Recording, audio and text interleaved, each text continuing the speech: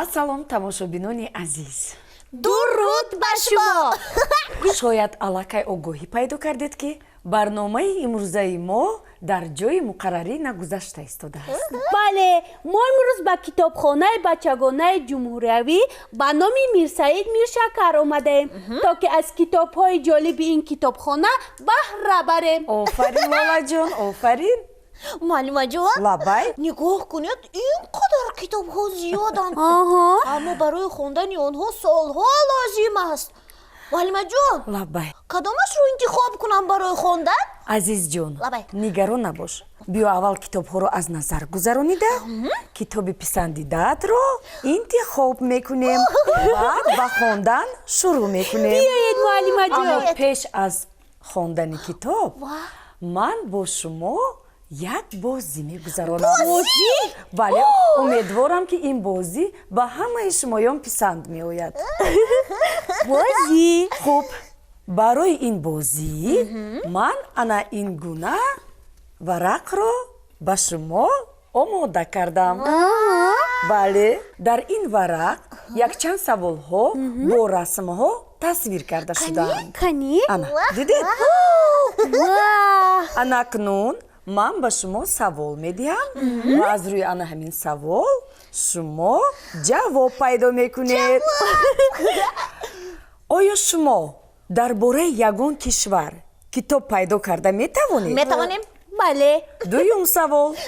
Оё шумо дар бораи кайҳон китоберо пайдо карда метавонед? Метавонем. оё шумо китоберо ёфта метавонед ки аз як калима иборат бошад? Метавонем. ва ба монанди ҳамин дигар саволҳои ҷолиб. Анакнун шумо ба мисли детективҳо аз паси кофтукоби китобҳо мешавед. ва шахсе ки ба ҳамаи саволҳо ҷавоб пайдо кард, ғолиби озмун мегардад. шумо омода ҳастед? Бале, омода. агар омода бошед, марҳамат, оғоз мекунем. Оғоз Ана, мекунем. нигоҳ кунед.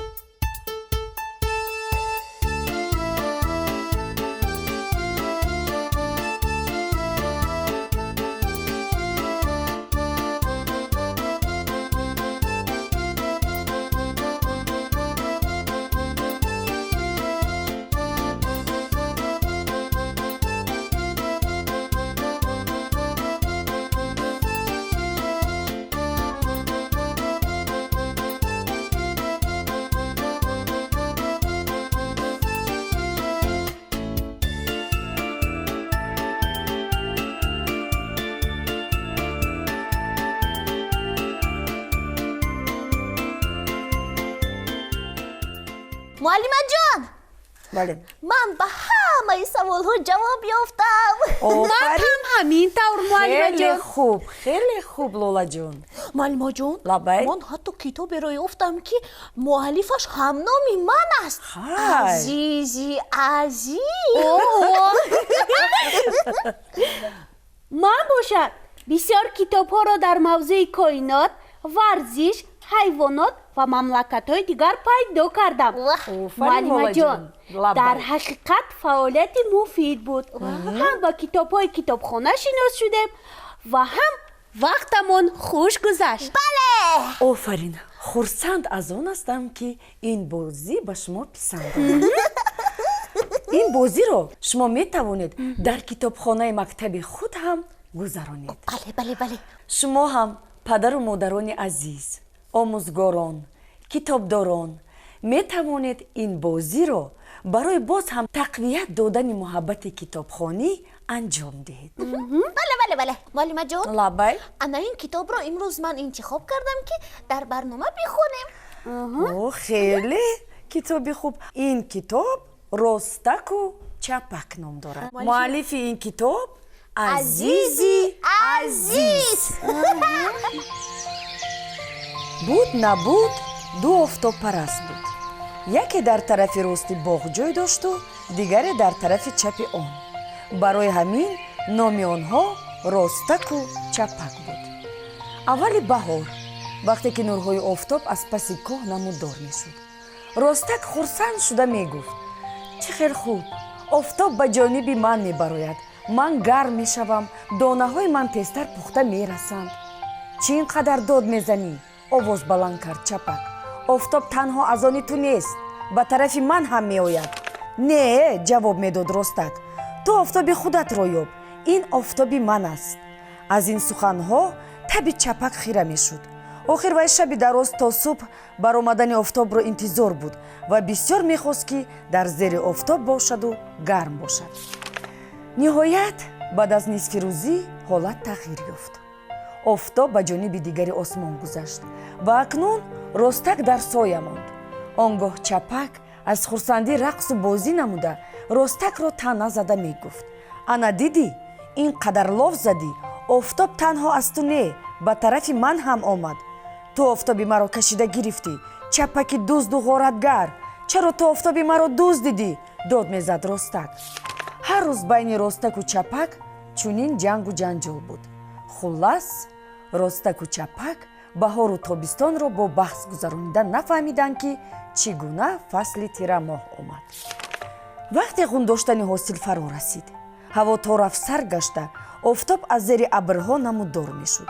Ростаку чапак акнун пухта расида буданд. донаҳояшон калон калон, дар навда сарҳо хам ба зур рост меистоданд, аммо рафторашон дигар нашуда буд. ҳоло ҳам бо якдигар ҷанҷол мекарданд. дарахти себ ҷанҷоли Ростаку чапакро шунида фикр мекард ки шояд рӯзе мерасаду онҳо муросо мекунанд. ин саҳар боз ба гӯшаш таънаву дашноми ҳамсояҳо расид. ӯ дигар тоқат накарда гуфт: эй нодонҳо, офтоб аз они ҳеҷ кас нест, офтоб офтоби ҳама аст. саҳар якеро гарм мекунад, баъд аз нисфи рӯзӣ дигареро. ӯ хеле меҳрубон аст ки равшанӣ ва нури худро ба ҳама баробар тақсим мекунад. суханони дарахти себ ба Ростак таъсир расониданд. вай хеле фикр карда оқибат ба худ гуфт: дар ҳақиқат дарахти себ рост мегӯяд. охир офтоб барои ҳар дуи мо баробар нурпошӣ мекунад. мо ҳам метавонем мисли офтоб ба ҳамдигар дилгарм бошем. мо беҳуда якдигарро ранҷонидем. бояд бо чапак оштӣ шавам ва бахшиш пурсам. ӯ бо умед ба тарафи ҳамсояаш чапак нигоҳ кард, аммо ӯро дар ҷояш надид. ба атроф нигоҳ кард ва боғбонро дид, ки ҳосили боғро ҷамъ мекард. чапакро дар байни алафҳои даравида дид ва хеле ғамгин шуд. афсӯс, гуфт Ростак ғамгинона, чаро мо ба қадри якдигар нарасидем. бачаҳои азиз, лабай. умед дорам ки афсона ба шумо писанд омад. бале. дустурякони ширини ман, бо ҳамин барномаи имрӯзаи мо ба охир расид. хайр, то барномаҳои оянда. Хайр!